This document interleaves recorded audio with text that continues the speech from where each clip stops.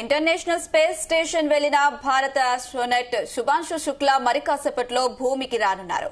18 రోజుల పాటు శుక్లా అంతరిక్ష కేంద్రంలో పనిచేసి తిరుగు ప్రయాణమయ్యారు. ఇక అంతర్జాతీయ అంతరిక్ష కేంద్రంలో అడుగుపెట్టిన తొలి భారతీయుడిగా రికార్డు సృష్టించిన శుభాంశు మరో 3 ఆస్ట్రోనాట్లతో కలిసి మధ్యాహ్నం 3 గంటల 1 నిమిషానికి అమెరికాలోని కాలిఫోర్నియా తీర సమీపంలో పెసిఫిక్ మహాసముద్రం జలాల్లో దిగనుంది.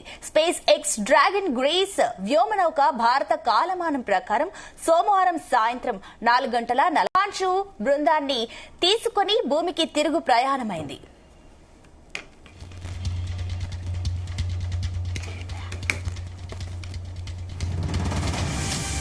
ఇరవై 22 గంటల 15 నిమిషాలకు పైగా ప్రయాణించిన అనంతరం ఇవాళ మధ్యాహ్నం 3 గంటల 1 నిమిషాలకు అమెరికాలోని కాలిఫోర్నియా తీర సమీపంలో పసిఫిక్ సముద్ర జలాల్లో దిగుతుంది.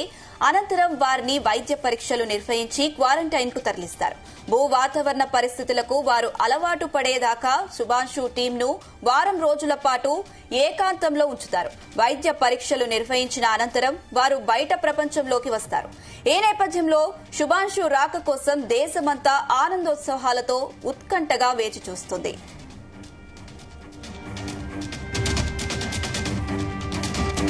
నాసా ఇస్రో సంయుక్తంగా చేపట్టిన యాక్సియం 4 మిషన్ లో భాగంగానే భారత ఆస్ట్రోనాట్ వాయుసేన గ్రూప్ కెప్టెన్ శుభాంశుతో పాటుగా అమెరికాకు చెందిన పెగ్గీ వాట్సన్, పోలాండ్ కు చెందిన స్లోవర్స్ ఉజ్నాన్స్కీ, అదేవిధంగా హంగేరీకి చెందిన టిబర్ కపుజూన్ 25న ఐఎస్ఎస్ కు బయలుదేరారు. దాదాపు 28 గంటలు ప్రయాణించి జూన్ 26న విజయవంతంగా ఐఎస్ఎస్ లోకి అడుగుపెట్టారు. అక్కడ 18 రోజులు గడిపారు. ఆ క్రమంలో 60 కీలక ప్రయోగాలు చేశారు.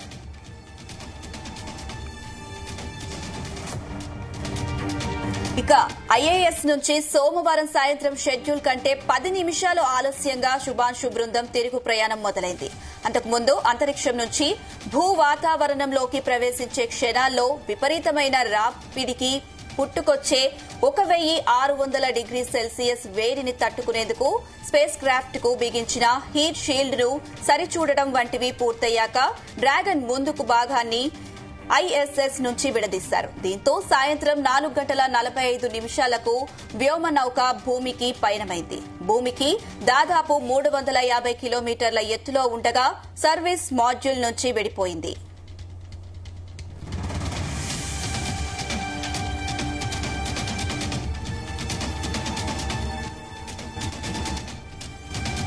భూమి చుట్టూ పలుమార్లు చక్కర్లు కొడుతూ ప్రయాణ దిశ తదితరాలను సరిచేసుకున్న అనంతరం నిర్ధారిత ప్రాంతంలో అది భూ వాతావరణంలోకి ప్రవేశించనుంది. ఆ క్రమంలో ముందుగా దాని ముందు భాగాన్ని మూసిస్తారు. హీట్ షీల్డ్ కిందకు ఉండేలా క్యాప్సూల్స్ ను సరిచేస్తారు. విపరీతమైన వేగంతో దూసుకొచ్చే డ్రాగన్ ను నెమ్మదింప చేసేందుకు భూమికి సుమారు 5.7 కిలోమీటర్ల ఎత్తున 2 రౌండ్లు పారాచూట్లు తెరుచుకుంటాయి.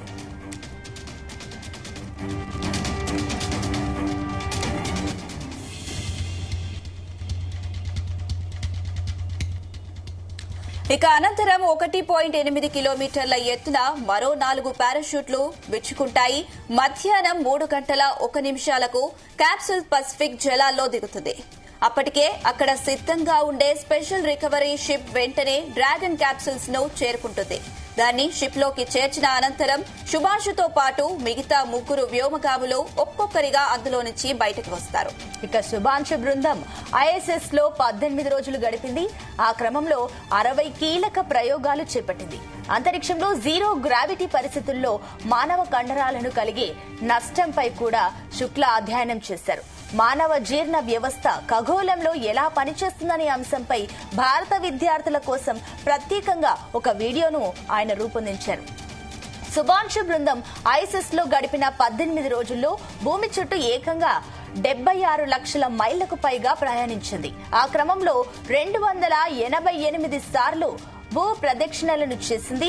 కాగా 1984లో వింగ్ కమాండర్ రాకేష్ శర్మ 7 రోజులకు పైగా అంతరిక్షంలో ఉన్నారు.